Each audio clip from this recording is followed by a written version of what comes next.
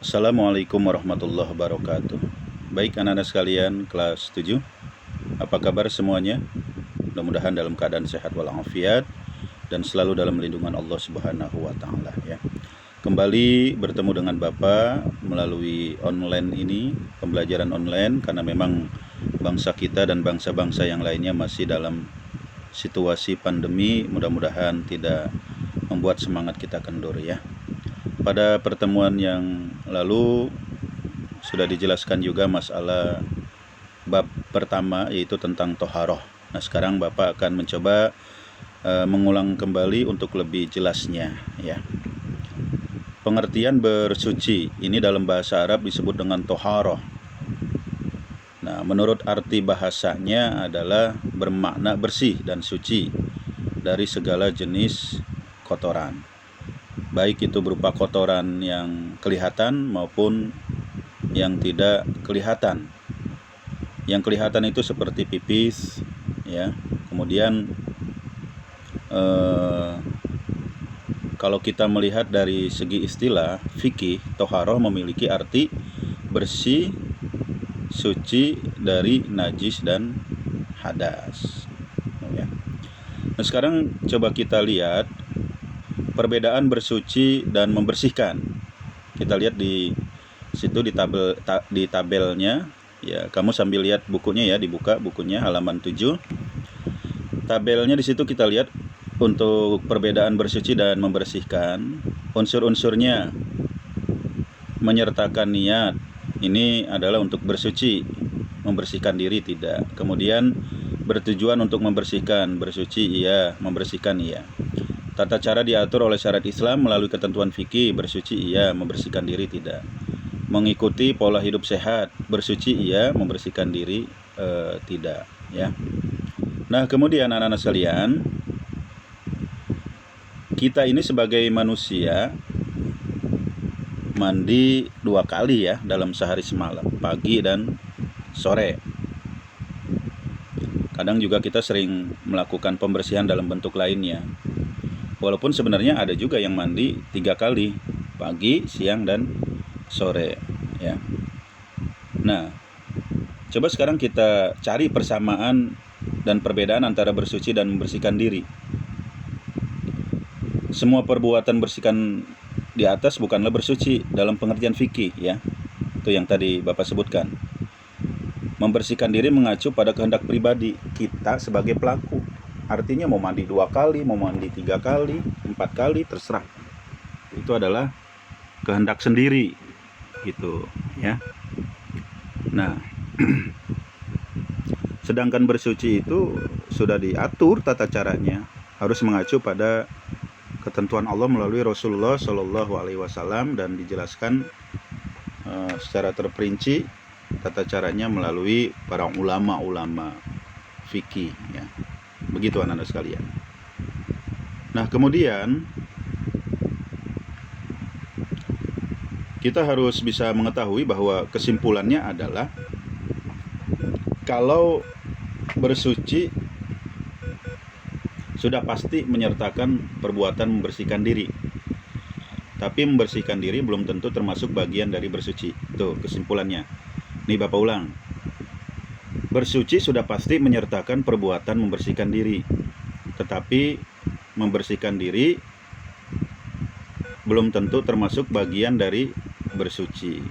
Ya, paham ya? Oke. Nah, sekarang kita lihat dasar hukum bersuci. Lihat di bukunya ya, nak. Ayo kita baca bersama. Ini jelaskan dalam surah Al-Baqarah ayat 222. A'udzu billahi minasyaitonir rajim. Bismillahirrahmanirrahim. Innallaha yuhibbut tawwabin wa yuhibbul mutatahhirin. Sesungguhnya Allah menyukai orang-orang yang bertobat dan mencintai orang-orang yang mensucikan diri. Ini dasarnya. Dalam surah Al-Baqarah ayat 222. Juga di dalam surah At-Taubah ya, ayat 108. Fihi rijalun yuhibbuna ayyatahharu wallahu yuhibbul mutatahhirin. Di dalamnya terdapat orang-orang yang ingin membersihkan diri. Allah mencintai orang-orang yang bersih. Maka inilah anak-anak sekalian dasar hukum atau dalilnya tentang bersuci, yaitu yang pertama dalam surah Al-Baqarah ayat 222 dan surah At-Taubah ayat 108. Jadi nanti kalau dalam ulangan ada pertanyaan apa dasar hukumnya atau dalilnya tentang bersuci, yaitu jawabannya adalah surah Al-Baqarah ayat 222 dan At-Taubah ayat 108. Baik anak-anak sekalian, sekarang kita lihat kedudukan air dalam bersuci. Kita semua pasti selalu bersahabat, selalu bermain dengan air.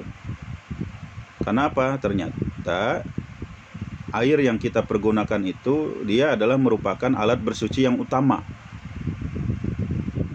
Ditinjau dari pembagiannya dan ditinjau dari segi hukum penggunaannya, ya, ini adalah cara untuk mengetahui air yang dapat digunakan bersuci. Maka kita harus mengetahui air ditinjau dari pembagiannya dan ditinjau dari segi hukum penggunaannya.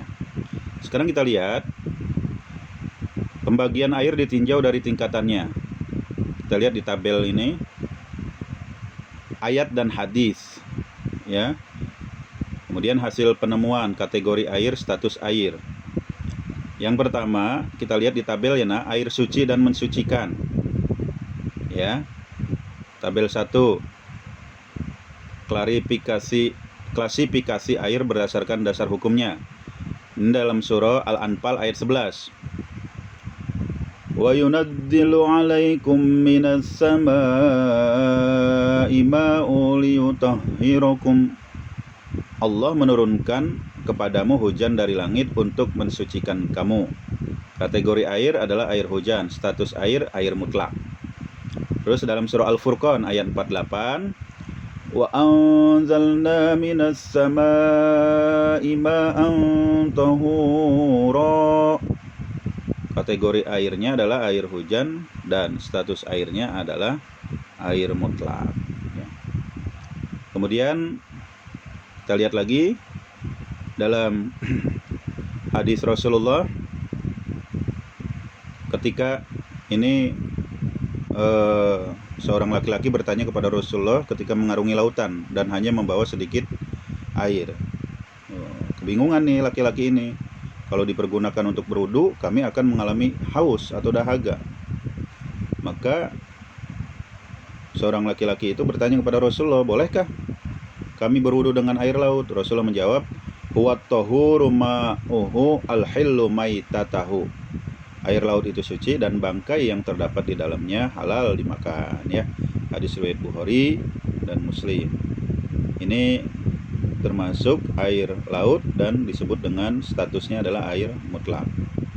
Kemudian yang keempat, dalam hadis Rasulullah, ara'aitum law anna nahran bibabin ahadikum yaktasilu fihi kulli yaumin khamsan ma taqulu dzalika yubki min daranihi. Bagaimana pendapat kalian seandainya di depan pintu masuk salah seorang di antara kalian ada sungai, kemudian ia mandi di sungai itu 5 kali dalam sehari, apakah masih ada kotoran yang melekat di badannya? Nah, ini termasuk air sungai dan disebut air mutlak. Yang kelima, innal ma'a tahuru la yunajjisuhu syai'un. Sungguhnya air sumur bidoah, ya, adalah suci, tidak dapat dinajiskan oleh sesuatu apapun. Ini disebut air sumur dan statusnya adalah air mutlak. Kemudian ada lagi air salju atau air embun, disebut juga sebagai air mutlak, ya. Nah, anak-anak sekalian, coba deh kita lihat apa yang kita temukan dalam tabel di atas. Dalam kolom tersebut seluruhnya menunjukkan status air yang sama, yaitu air mutlak. Air ini disebut juga dengan air suci dan mensucikan. Adalah air yang jatuh dari langit atau bersumber dari bumi.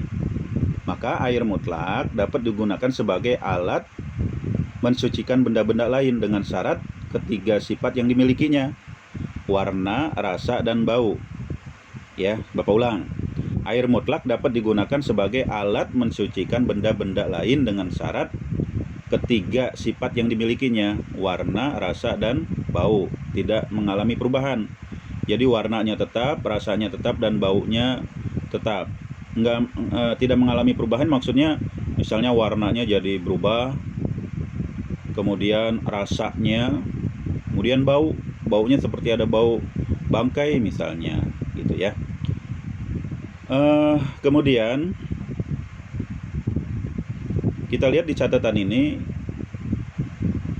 kita juga menemukan 7 kategori air yang termasuk air mutlak berdasarkan dasar hukum di atas. Yang pertama adalah air hujan, air laut, air sungai, air sumur, air mata air es, ya, air es atau air embun, ya, bisa. Kemudian air suci namun tidak mensucikan. Nah, sekarang kita lihat nih. Sekarang kita menjelaskan tentang air suci tapi tidak mensucikan, ya. Di sini kita lihat lagi nanti.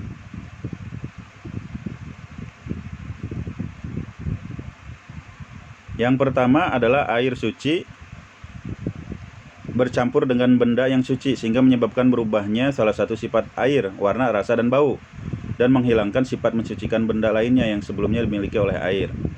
Tuh. Ya, mari kita identifikasi benda-benda berikut: minyak, melati, kuah soto, adonan untuk membuat roti. Ketiganya menyertakan air yang suci dan mensucikan. Kesucian air yang ada di masing-masing tetap terjaga namun tidak lagi mensucikan. Warna, rasa, dan baunya tidak lagi seperti semula, ya. Rasa air dalam minyak melati tawar dan pekat kuah soto menjadi asin dan sedap, dan adonan kue menjadi manis rasanya.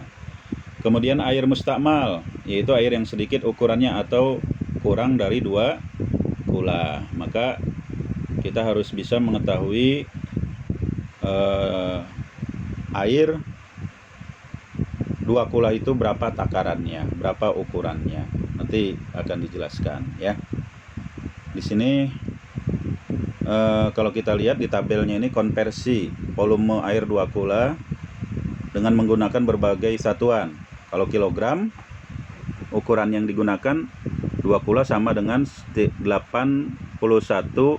kati sam, dan 1 kati setara dengan 2,5 kg. Dengan demikian 2 kula kurang lebih berisikan 195-112 kg. Kalau liter, 2 kula sama dengan 10 sampai dengan 15 tin, yang dapat disetarakan dengan kurang lebih 270 liter air, ya. Nah, kalau kolom penampungan yang berbentuk persegi 4, maka 2 kula air itu diukur dari debit kolom yang ukuran panjang lebar. Kedalamnya adalah 1,05 hasta yang sedang. 1 hasta kurang lebih setara 45 cm, sehingga panjang, lebar, dan kedalaman masing-masing berukuran 56 cm. Kalau ini penggunaannya dengan hasta, ya. Nah, kalau kolam penampungan yang melingkar, maka 2 kula sama dengan debit air yang tertampung di dalam kedalaman 2 hasta 90 cm, dan diameter lebarnya 1 hasta 45 cm, ya. Itu tentang masalah air yang bisa dikategorikan 2 kula. Kemudian air yang keluar dari tumbuh-tumbuhan, baik yang mengalir dengan sendirinya atau sengaja dibuat, ya. Kemudian air mutanajis.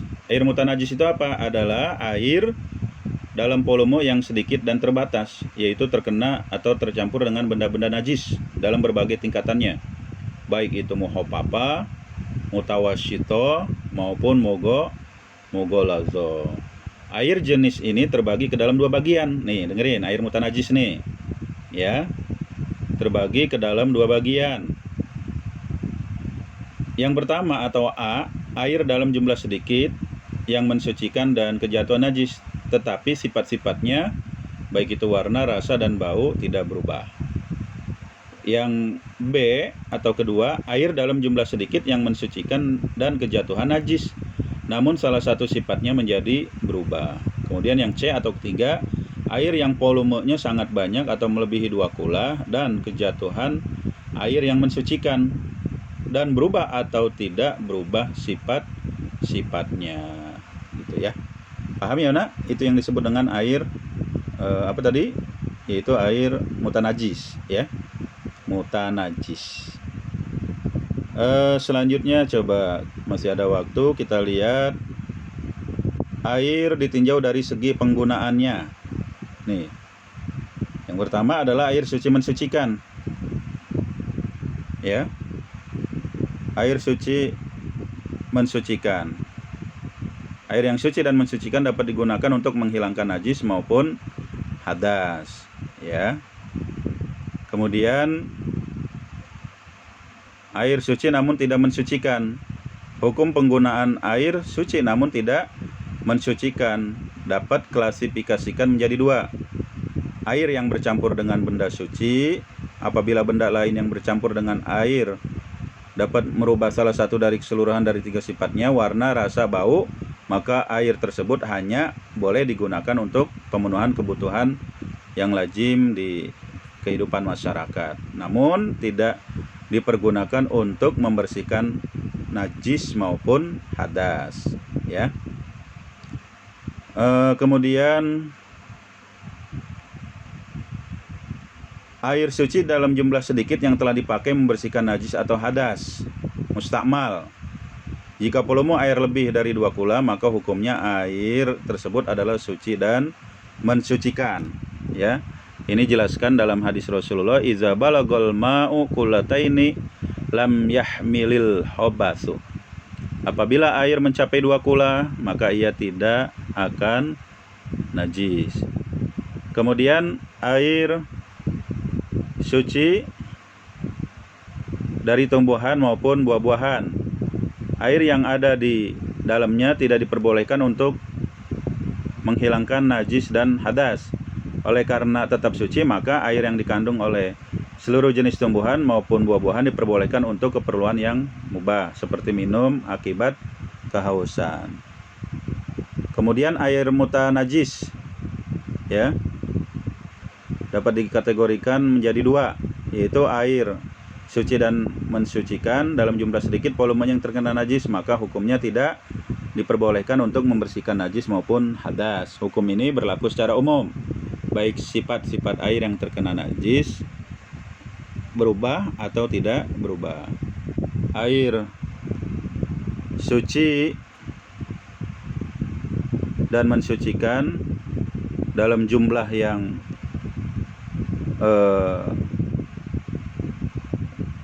lebih dari 2 kula ya, lebih dari 2 kula terkena najis yang tidak berubah salah satu dari ketiga sifatnya, maka hukumnya adalah tidak najis, sehingga dapat dipergunakan untuk membersihkan najis dan hadas ya. Baik anak-anak sekalian, materi kita pada hari ini cukup sekian dulu. Nanti akan ada diskusi pada pertemuan berikutnya. Mudah-mudahan kamu paham dan mengerti. Kalau ada pertanyaan masalah materi ini, silakan nanti disampaikan melalui WA saja ya. Ditulis pertanyaannya, nanti dikirimkan ke Bapak, nanti akan Bapak jawab, dan tolong nanti bisa di-share juga ke grup sehingga teman-teman yang lain juga bisa mendapatkan ilmu dari pertanyaan yang kamu ajukan dan Bapak jawab ya. Mudah-mudahan kita semua diberikan kesehatan oleh Allah sehingga bisa mengikuti pembelajaran ini dengan sebaik-baiknya. Amin ya Allah ya Rabbal Alamin. Insya Allah kita akan bertemu dan berjumpa kembali pada pertemuan berikutnya nanti ya. Sekali lagi mudah-mudahan kita semua dalam keadaan sehat walafiat. Mari kita akhiri bersama pertemuan kita pada hari ini dengan sama-sama membaca hamdalah. Alhamdulillahi Rabbil Alamin ya. Dari Bapak cukup sekian. Wassalamualaikum warahmatullahi wabarakatuh.